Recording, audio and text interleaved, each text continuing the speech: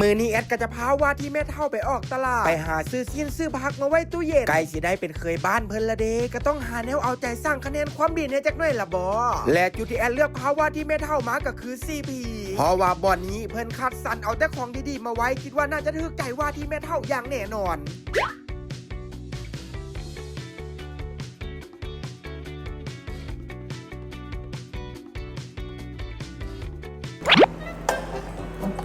เห็นยังแม่เลือกสิ้นอุ้ยเป็นเรื่องให้ยากให้ยังนี่เดี๋ยวลูกพาไปเบิ่งตัวนี้เอาแบบนี้ง่ายกว่าเอาแบบไหน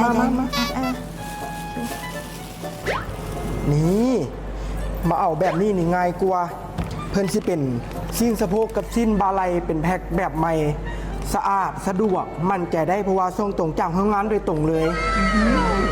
เอาตัวนี้เลยเนาะแพ็คละ1 กิโลนี่นะนี่ปึ๊บ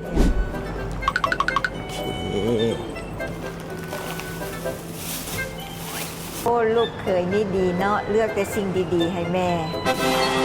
ขอบใจนี่ต่อไปเวลาแม่สิซื้อซีนแม่เก่าแบบนี้เลยสะดวกสบายสะอาดปลอดภัยกว่าอีกไปไม่ต้องเลือกยาก